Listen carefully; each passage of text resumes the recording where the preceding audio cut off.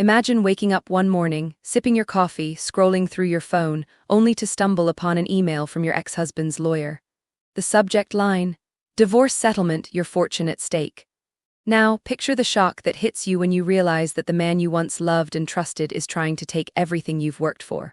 This isn't some far-off nightmare, it's real and it's happening in your life. For years, I thought our marriage was solid. But one day, I learned that the only thing he was ever truly interested in was my money. And what he did next. It was something that changed everything. The battle wasn't just for my fortune, it was for my future, my dignity, and my peace of mind. Before we start, type 1 if you've ever dreamed of getting revenge but never got the chance. No judgment here, and hit that subscribe button. We don't let betrayal slide around here, not even from people who don't subscribe. Let's continue. My name is Sarah and I'm 42 years old.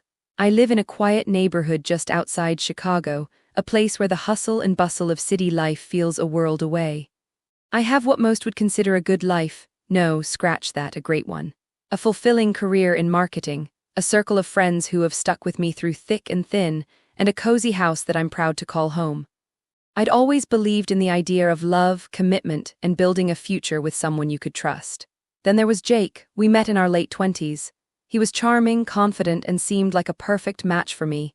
We had the same ambitions, the same love for adventure, and a vision of a shared life. We clicked quickly and effortlessly. We got married after only a year of dating, and for the first few years, everything seemed perfect. He supported my career, we traveled together, and we built a beautiful life. But beneath all that, something was shifting. Slowly at first, like a subtle crack in a perfectly painted wall. I couldn't put my finger on it then, but I felt it. Jake wasn't the man I had married, not in the way that mattered. He was always focused on his goals, his image, and keeping up appearances. As time went on, I began to see glimpses of a different side of him, one that was more calculating, more self-serving. I had always been the one who worked tirelessly to make sure we were financially secure, but something didn't sit right with me. I would soon discover that I had been blind to the truth for far too long. This wasn't just about me and Jake anymore, it was about something bigger, something far more dangerous. It all came crashing down on a Tuesday afternoon. I'll never forget it. I was sitting in my office, sipping on a latte and catching up on emails when I noticed a strange one sitting in my inbox. The subject line was blunt: divorce settlement, your fortune at stake. My heart stopped. I stared at the screen for a moment, unsure whether I was reading it right. It was from a lawyer, Jake's lawyer. The email itself was an impersonal, cold document outlining a settlement offer that completely blindsided me. At first, I thought it was some kind of mistake, maybe a mix-up, but as I read through the letter, I realized this wasn't a mistake, it was a calculated move. He wanted half of everything I'd worked so hard to build. The real shocker came when I realized how he was framing it. He wasn't just asking for a fair division of assets. No, Jake was claiming his share of my business investments, the house we'd bought together years ago, and even my personal savings. The worst part, he had convinced himself that he had every right to do so, even though his name wasn't on a single account or contract. This wasn't just a case of a bad breakup or a messy divorce. This was him trying to take what I had built, my fortune, my hard-earned success, and make it his own. It felt like a punch to the gut, a betrayal I never saw coming. And just like that, the life I had once known was turned upside down. I wish I could say I handled it with grace, that I immediately jumped into action, channeling some inner strength. But no. At first, I just sat there, staring at that email like it was some kind of bad joke. I didn't cry, didn't scream. I was in total shock. My mind was racing. How could he do this to me? I had put everything into this relationship. But then the anger started to creep in. I knew I couldn't let him get away with this. No way, not on my watch. I called my best friend Rachel, the kind of person who can read me like a book even if I haven't said a word. "Sarah, what happened?" she asked, her voice laced with concern. I told her everything about the email, the lawyer, the ridiculous claims. She was silent for a moment, and then I could hear her mutter, "Are you kidding me?" The silence that followed felt like an eternity before she finally said, "Sarah, are you really surprised? The guy never cared about you, he cared about your bank account." She had a point. I'd always known Jake had a certain, shall we say, enthusiasm for luxury. The cars, the designer clothes, the spontaneous trips to Europe he would always brag about. I wasn't blind to it, but I always thought we were in it together. I thought I was the one who'd worked hard to get to where I was, but he seemed to just enjoy the perks. Looking back, I realize I'd been so focused on making the relationship work, I never stopped to question why he was so eager to keep up appearances. Then there was Jenny, our mutual friend, who had the audacity to remind me that Jake had always been the charming type. "You know," she said over a glass of wine one night, "I always thought he was a bit too smooth, he was always just too perfect in the beginning." I nodded. Of course, she was right.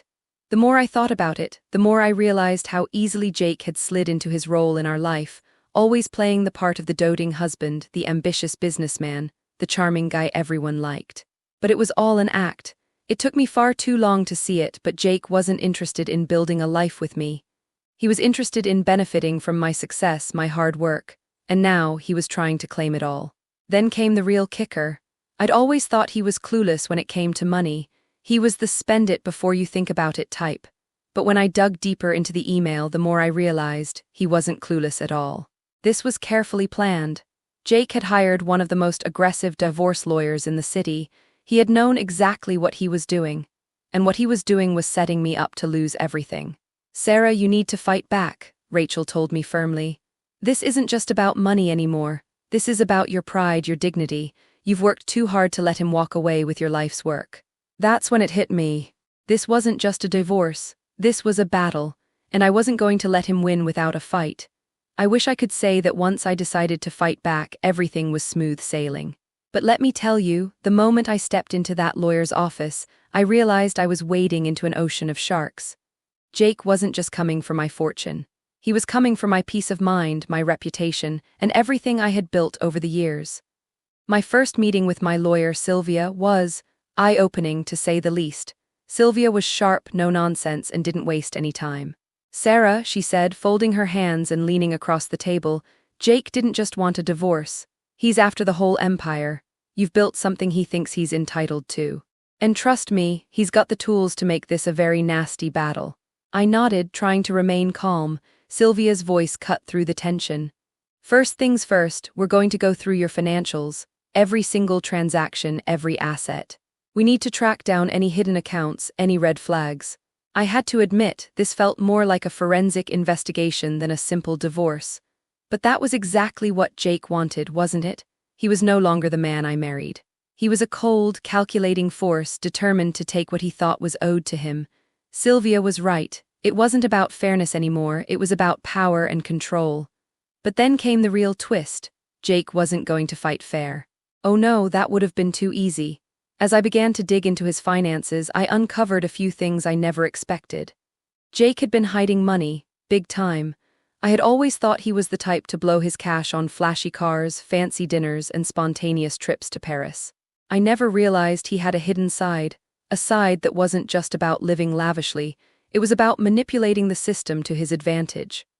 I sat at my desk one evening, sipping a glass of wine, staring at the documents in front of me. Sylvia had found a series of offshore accounts I never knew about, not even a hint, each one linked to shell companies under fake names. "This is bad, Sarah," Sylvia said over the phone. "Your ex has been playing a dangerous game. He's been setting up a financial labyrinth to avoid paying any consequences." "You mean he's been hiding money?" I asked, incredulous. "Hiding it, moving it around, using it to buffer himself from the fallout. He's been playing you, the system, everyone. And now we're going to expose him." But here's where things got tricky. Jake's lawyer, a slick guy named Tom, was just as ruthless. Every time we made a move, Tom countered with something even more aggressive.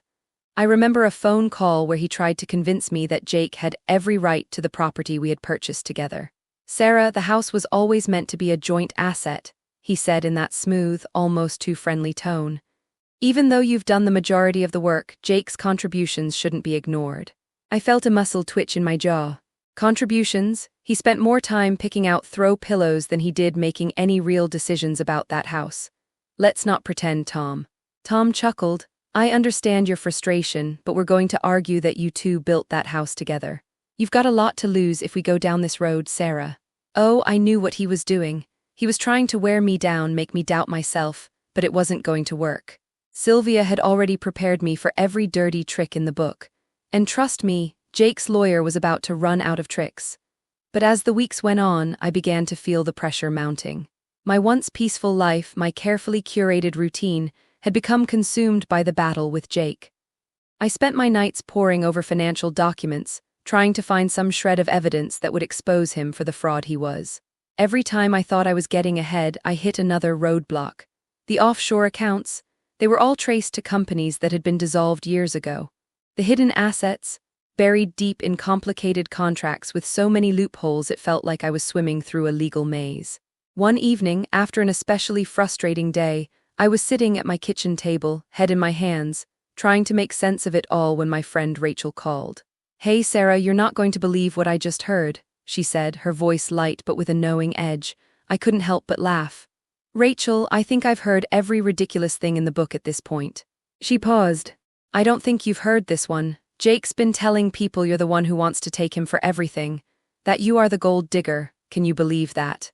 I froze. "What?" "Yup, he's playing the victim now. I heard it from a friend of a friend. He's telling everyone you're trying to ruin him, that you're out to destroy his life. It's not just the money anymore, he's going for your reputation." I felt a pang in my chest, but I couldn't let it shake me. That's rich coming from him. The only thing he's destroying is my trust, and now he's trying to destroy my name too. Rachel's voice was firm. "Sarah, don't let him get away with this, don't let him rewrite the story. People who really know you, they'll see through it." It hit me then. Jake wasn't just trying to take my money, he was trying to break me. He knew how much I valued my reputation, how much I had worked to build trust with my friends and colleagues. And now he was going to use my own name against me. But as I sat there, feeling the weight of it all, I realized something. I wasn't going to let him win. I had worked too hard, fought too many battles, to let one man's petty schemes take it all away. If he thought he could tear me down with lies and deceit, he was about to get a very rude awakening. I was getting exhausted. After weeks of playing this game with Jake's lawyer, Tom, I was starting to feel like I was on the edge of losing everything. My peace of mind, my composure, my ability to trust anyone. The more we dug into Jake's finances, the deeper the mess became. It was like trying to find a needle in a haystack made of lies, financial smoke, and mirrors. And just when I thought I was gaining ground, I hit a wall. That's when Sylvia, my lawyer, called me in for an emergency meeting. I walked into her office feeling defeated, weighed down by everything. As soon as I sat down, Sylvia's face softened. She could tell I was on the edge. "Sarah, we're getting closer. You need to understand that," she said, her tone steady, even though I could see she was concerned. "Jake's playing a long game. He's counting on you getting tired and making mistakes. But we've got this. We're not backing down." I sighed. "I feel like we're just going in circles.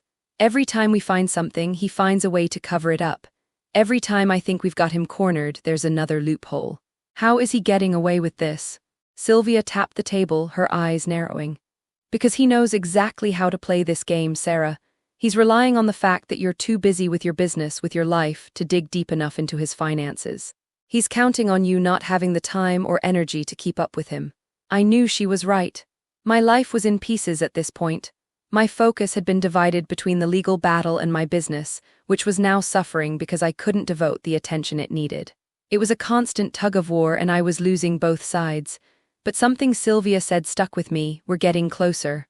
"All right, then what do we do next?" I asked, leaning forward.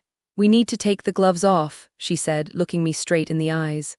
"We're going after everything, his accounts, his assets, everything he's tried to hide, but we're going to have to be smart about it. This fight isn't just about money anymore. It's about showing the world who Jake really is." And that's when things really started to change. Sylvia had always been a step ahead of me, and she pushed me to be just as strategic. We started to dig deeper, not just into Jake's hidden finances, but into his character. That's when we uncovered something that changed the entire game. Jake had always been charming, right? Everyone loved him, or at least they thought they did. He was the kind of guy who could walk into a room and instantly make people feel like they were his best friend. But that charm, it was his mask. His manipulative behavior had gone unnoticed for years, and I had been the blind spot. He knew how to play the long con, how to be the perfect partner in public while quietly undermining everything behind closed doors. Sylvia and I began to piece together his pattern of behavior. He had been doing this for years, lying, cheating, using people to get ahead. And not just with me. We found out he had manipulated previous business partners, friends, even family members into trusting him, only to use their money and connections to build his own empire. He had this ability to make people believe that he was one of them, but in reality, he was using them as stepping stones. The biggest shock came when we found a series of text messages between Jake and one of his old colleagues. They were talking about my business, how I had built it from the ground up, and how Jake had been quietly taking a percentage of profits under the radar. It was clear from the messages that Jake had been siphoning money from my company, without my knowledge, for years. The realization hit me like a ton of bricks. He had been using me to build his own wealth, all while pretending to be the loving husband, the supportive partner. I'll never forget reading those messages. They were so casually cruel, so offhand, like it was no big deal to betray someone who had trusted you with their life. I felt a mix of rage and heartbreak. I was furious at myself for not seeing it earlier, for being so naive. But I was also determined. This wasn't just about the money anymore. This was about making sure Jake couldn't get away with destroying me, with ruining my life, my career, everything I had worked for. I called Rachel the next day, my mind spinning with everything I had just uncovered. "You won't believe this," I said, barely able to contain the fury in my voice. "Jake's been taking money from my business for years. I never even knew." Rachel didn't hesitate. "I knew it. The guy's a parasite, Sarah. He's been sucking the life out of you for a long time." "I can't believe I didn't see it," I said, feeling the weight of the revelation. "You can't blame yourself," Rachel said. "He's been playing you this whole time. Now you have the evidence, you've got the upper hand." And just like that it clicked. Sylvia was right. We weren't just fighting for a settlement anymore. We were fighting to expose the truth. We were fighting for everything that Jake had tried to steal from me, not just money, but my sense of self, my trust in people, my peace of mind. And this time I wasn't going to let him win. The fight had only just begun, and I wasn't about to lose it. Once we had all the evidence, I thought we'd be on the fast track to victory, but Jake wasn't backing down. His next move was a bold one, a motion to freeze my assets. His lawyer, Tom, claimed that I was attempting to hide or transfer assets in anticipation of the divorce. It was a nasty tactic to rattle me, and for a moment it worked. I couldn't help but feel the panic rising. Sylvia, however, was unfazed. "This is just a power play," she said, her voice calm. "He's trying to wear you down, hoping you'll settle. We won't let him succeed." But then things took an even darker turn. It wasn't enough that Jake had already caused chaos with his legal maneuvers. No, he hired a private investigator to follow me. I felt like I was being watched constantly. At first I thought it was just my paranoia, but then I started noticing the same man at my office, at the grocery store, even lurking near my house. My stomach turned every time I saw him. I called Rachel in a panic. "Jake's got someone tailing me. This is insane." She was quiet for a moment. "Don't let him get to you. He's trying to make you feel unsafe, like you're the one being hunted." It worked. I couldn't concentrate. My life was unraveling. But the more I thought about it, the more I realized Jake wasn't just coming after my money. He was trying to destroy my peace of mind, and I wouldn't let him. At the same time, Sylvia was working behind the scenes, finding even more shady dealings from Jake. He had hidden assets, offshore accounts, and shady business ventures. It felt like we were finally closing in on him, but every time we got close, Jake and Tom managed to throw us off track with more legal tricks. Then, just when I thought it couldn't get worse, the media got involved. An article came out claiming that I was struggling in the divorce, that I was overwhelmed and unfit to manage my own business. It wasn't just a tabloid piece, it was written as if it were fact. Jake had planted the seeds of doubt, trying to destroy my reputation. I couldn't believe it. Sylvia was already on the phone with the media, sending out cease and desist letters, but the damage had been done. The press was starting to paint me as unstable. I knew that Jake was behind it all, trying to manipulate public perception. But it wasn't going to work. I wasn't going to let him ruin my name. "I'm not giving up," I told Sylvia that evening, my voice steely. "This isn't just about money anymore, it's about my reputation. It's about taking back control." Sylvia nodded. "And we will, but we need to be smarter. He's trying to play you, don't let him." The obstacles kept coming, but so did my resolve. Every new tactic Jake threw at me only strengthened my determination to fight back. I knew this was a battle, but it was one I was ready to win. Just when I thought I had seen everything, the real twist of this whole nightmare came out of nowhere. It wasn't just Jake's legal maneuvers or his media tactics that were terrifying. It was what he had been doing behind the scenes that I never could have anticipated. Sylvia had been relentless, combing through every piece of evidence we had gathered, Every financial record, every shady email, trying to find the smoking gun that would put Jake's manipulative behavior on display. She had this fire about her, a determination I admired but also feared. She wasn't just fighting for my fortune, she was fighting for justice. We had already discovered his hidden offshore accounts, the money he'd siphoned from my business, and the lies he had been spinning to cover his tracks. But nothing prepared me for what came next. It was a rainy Thursday when Sylvia called me. I could hear the urgency in her voice, and for a moment my stomach dropped. "Sarah, we've got a bigger problem. It's not just about the money anymore, it's about Jake's entire plan." I sat up straight, panic rushing through me. "What do you mean, what happened?" She paused for a beat, collecting her thoughts.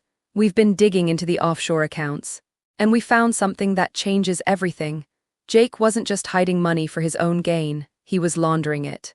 My heart stopped. Laundering money, the implications were enormous. My mind raced through the possibilities. How deep did this go? Could he have been involved in something illegal all along? The thought that my ex-husband had been living a double life, using me, using everyone around him for his own gain, was something I couldn't even wrap my head around. "Are you sure?" I asked, my voice shaking slightly. "Yes," Sylvia replied firmly. "We found wire transfers to shell companies in various countries, connections to a couple of entities that are under investigation for illegal activities. The more we dig, the more we realize this isn't just about a divorce. This is much bigger than we thought." I hung up the phone and just stared at the wall. This was a new level of betrayal. I had always known Jake was manipulative and self-serving, but this was criminal. I had never imagined that he could be involved in something so dangerous. And worse, I had unwittingly been a part of it for years. The idea that Jake had been using our marriage as a cover for his illegal activities made my blood run cold. I thought back to the strange late-night phone calls, the cryptic messages I had ignored, the vague conversations he'd had with people whose names I didn't recognize. It all made sense now. He hadn't just been playing the role of a supportive husband. He'd been playing everyone, me included, for fools. I immediately called Rachel, my mind spinning. "Jake's not just a liar, he's a criminal. He's laundering money, and we have proof." There was a long pause on the other end of the line. Then, in a voice as calm as ever, Rachel said, "Well, it's about time you found out. Honestly, I've been waiting for this bombshell." I felt a sense of disbelief. "You knew how?" "I didn't know for sure," Rachel admitted, "but I had a gut feeling. Jake's always been a little too smooth, a little too eager to take shortcuts. I knew he was hiding things, but this is next level." I was left with a mix of emotions, anger, disbelief, and a heavy sense of betrayal. The man I had trusted, the man I had spent so many years with, was not only trying to take my fortune, but was also tangled up in something far more sinister than I could have ever imagined. As we pieced together the details of Jake's financial empire, I realized the full scope of his manipulation. He wasn't just after money, he was after power, control, and a way to escape the consequences of his actions. The offshore accounts, the shell companies, it was all part of a larger plan to protect himself from being caught. But what he didn't expect was for me to catch on, to be strong enough to uncover the truth and fight back. Sylvia and I knew that this discovery changed everything. We weren't just dealing with a messy divorce anymore. We were dealing with a criminal conspiracy that had been hiding in plain sight for years. The stakes had never been higher. And then, just when I thought I was beginning to understand the depth of Jake's deception, another call came through. It was from the authorities. They had caught wind of the money laundering scheme and were starting their investigation. My involvement in this mess was no longer a question of whether I knew what was happening. It was about whether I had been unwittingly caught up in a much bigger web of crime. I wasn't sure what to expect next. Part of me wanted to run, to escape this nightmare that had consumed my life for so long. But the other part, the stronger part, knew that running away wouldn't solve anything. I had spent too many years building my life, my reputation, and my future. Jake had taken enough from me already. Now I was going to take back control, and I wasn't going to let him drag me down with him. This was no longer just about a divorce. This was about holding Jake accountable for what he had done to me and to everyone else who had crossed his path. And no matter how many twists he threw at me, I was ready to face them all. The truth had finally come to light, but the consequences were even more overwhelming than I'd imagined. Jake's criminal activities were no longer just a matter of legal wrangling over assets. This had spiraled into something far more dangerous, an investigation by the authorities into his money laundering operation. And now, I was caught in the middle of it. Sylvia and I had been preparing for a legal battle, but this new development threw everything into chaos. Suddenly, my reputation, my future, and everything I had worked for were under scrutiny. I'd never wanted to be involved in anything criminal, but now I was being dragged into a mess that felt bigger than me. My thoughts raced. Would I be accused of being complicit? Would the authorities believe I was unaware of Jake's actions, or would they think I was part of his schemes? The pressure was suffocating. Every phone call felt like it could be a reporter looking for a story. Every knock at the door could be from law enforcement wanting answers. I felt like my life was unraveling faster than I could keep up. But then, in the midst of the chaos, I realized something. I wasn't guilty. I hadn't known, and I was going to fight to make sure the truth came out. Sylvia reassured me, reminding me that this was about uncovering Jake's lies and setting the record straight. "You're not alone in this," she said. "We'll expose him for who he really is." The crisis was bigger than I could have ever predicted, but I wasn't going to let it take me down. I had already lost so much, but I wasn't going to lose my dignity or my future. If Jake thought he could use me as collateral in his scheme, he was wrong. I was ready to stand my ground, no matter what it took. The weight of the crisis had settled over me, but as the days passed, something shifted. Sylvia and I dug in deeper, assembling the evidence that proved my innocence and Jake's deceit. The authorities had already begun investigating him, and I knew I had to cooperate fully to clear my name. But instead of crumbling under the pressure, I found myself standing taller, more resolute than I ever had before. One morning, I received a call from Sylvia. She had just spoken to the authorities, and they confirmed something I had been hoping for. The investigation into Jake's financial activities was progressing, and I was no longer seen as a suspect. The evidence of my innocence had cleared my name, but the best part, Jake's empire was beginning to collapse. His shell companies were being flagged, and the trail of illegal activity was starting to unravel in the worst possible way for him. It wasn't just the legal victory that gave me relief, it was the personal victory. Jake's manipulation had always made me feel small, like I was constantly fighting to keep up. But now I was the one on the offensive. I wasn't the victim anymore. I was taking back control of my life, my future, and my fortune. The day I received the final legal papers, confirming that I would keep everything I had worked for, I felt an overwhelming sense of triumph. The weight lifted from my chest, and for the first time in months I could breathe. Jake had tried to destroy me, but in the end he had only destroyed himself. The satisfaction of knowing I'd outsmarted him, that I had held my ground, was something I would never forget. I had won, not just the battle for my fortune, but the battle for my soul. In the months that followed, my life slowly started to rebuild. The shadow that Jake had cast over everything was finally gone, and I felt a weight I hadn't even realized I was carrying lift off my shoulders. I took a deep breath, stood tall, and realized I was standing on my own for the first time in years, and that felt better than anything I could have imagined. Jake, of course, wasn't finished. He fought hard to save what was left of his reputation, but the truth had already spread. His financial empire crumbled, and he faced criminal charges for his involvement in the money laundering scheme. As much as I was relieved that the authorities had taken control, part of me couldn't help but feel a small measure of satisfaction. Jake had thought he could destroy me. He hadn't counted on the fact that I would fight back with everything I had. I spent the next few months focusing on myself, my business, and rediscovering the things I had put on the back burner for so long. I surrounded myself with the people who truly cared for me, people who didn't want anything from me except for my happiness. Rachel, Sylvia, and even a few close colleagues became the pillars of my new life. Looking back, I realized that this battle was never really about money. It was about reclaiming who I was.